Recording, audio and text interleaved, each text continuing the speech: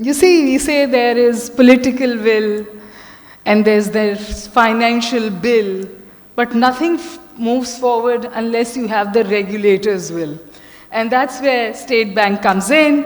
And yes, the leadership is fantastic. They've been very supportive.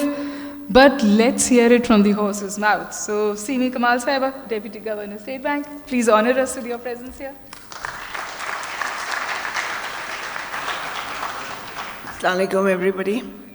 And I'm particularly glad, Ikram Saab, that you've given us this opportunity. And we're also very honored that we have two former governors of the State Bank with us today, Mr. Yasin Anwar and Dr. Azaadi, who've all played a major role in this journey.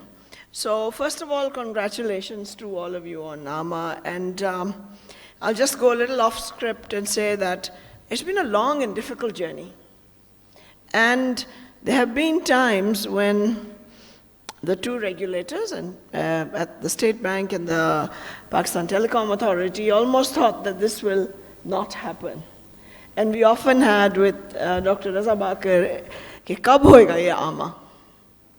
And I think the persistence paid off, and I think some of that persistence, a lot of it, is really due to Mr. Sehgal, because he did not give up, because we had some amazing challenges.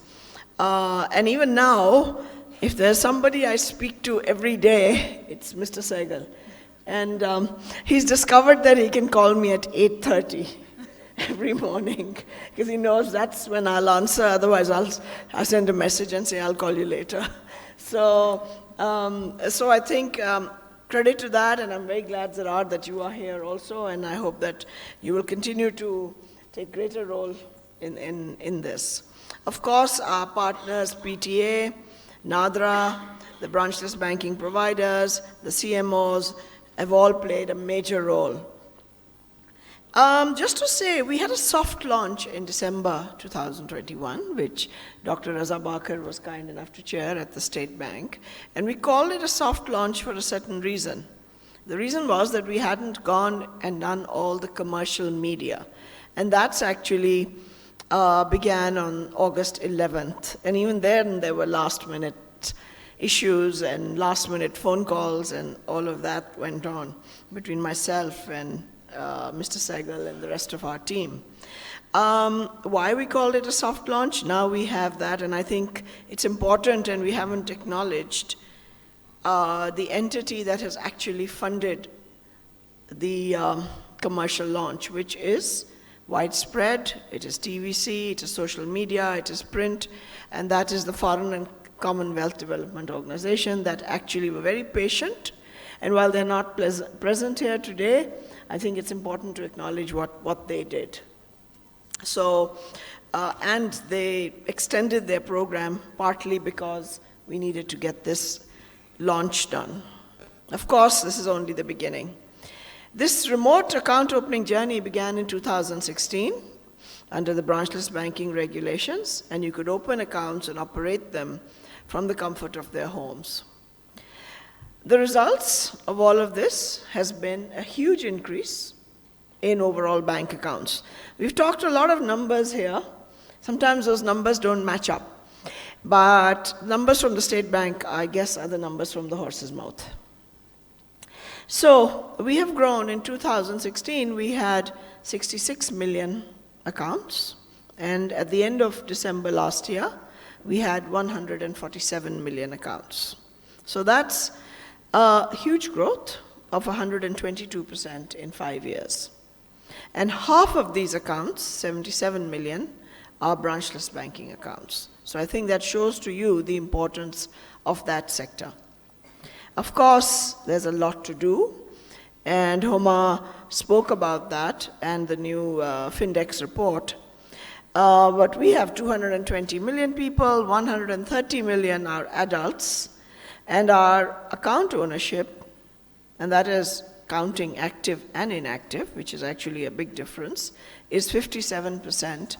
And as we said before, the global average is 76%, the developing world 71%, India 78%, Sri Lanka 89%. So we are quite low in that. So while we can talk about our numbers and our huge increases, it's really not good enough. So we have 50 million financially excluded persons in Pakistan. And we talk about Aadmi, and I'll come back to it. Not many of the so-called Aadmi is here today, but they are excluded. And then if you start to look at activity, 10% accounts have only one transaction in the past 1 year. Is it fair to count them? I don't think so. If you do one bank account transactions, most of you here will do 3 or 4 at least a month. Most of the people who are low income will do one. They will get their salary and they will draw it out, and that's the end of it. And I don't call that financial inclusion at all. So financial inclusion is much, much beyond opening a bank account. And that's why we will talk about the forward plan for AMA. And then, of course, while Saigal Saab, we've called it Aadmi account, we have to remember the women. So it's the Aurat also, which I think is extremely important. Because not only do they not have bank accounts, and only 1 out of 3 women has an active bank account. So if those of you are here and all have bank accounts, you are the exception. And those accounts are not active. And unless we have that Azaadi, and Azaadi is also for them to have phones. A lot of them, unfortunately, are not allowed to have phones, and we all know that. And that's something that we have to work together with other stakeholders, particularly PTA and the CMOs, because that's a very serious issue. And thankfully, quite close to the State Bank's heart. And the team is there who is ready, and I'm glad to see FICA's there today also. So I have a few messages for the banks. First, they've got to increase the uptake. We have put in, and for once we haven't asked you, the banks, to fund it. We have done it through, as I said, FCDO, but there is going to be a lot of ask from you now. As you know, we've pushed very hard on RDA, we've pushed very hard on RAST, and we will push just as hard on AMA. I've already spoken to our team, and from tomorrow we will have a daily sheet to see how this is tracking, and we will be talking to all of you very regularly. So that message, and I'm happy to say that while television and print and all of that makes a difference, unless you actually get to the Afraad, actually show them how it works, it's not going to happen. So I'm pleased to say today that we're going to be doing 2 things in conjunction with the branchless banking providers. First, we will be using our BSC offices. We have 16 of them, and we will be actually bringing in people and getting them to open accounts. Something that we did very successfully with our housing, and I think it could work just as well with AMA, is the melas. You bring in people, they understand that they can open an account, because at the stage we are at, and then with the financial literacy that we don't have, they actually have to do it, and that's the only way.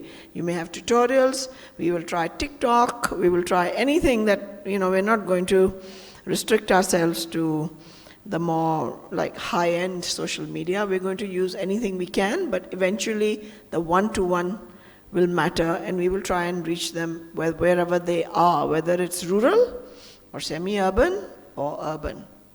So that's what we're going to be doing. And the team is sitting there, raring to go. Secondly, of course, we've got to work on the used cases. I don't really like that word too much, because it sounds very technical and people switch off. What does an individual need from a bank? He needs far more than transaction.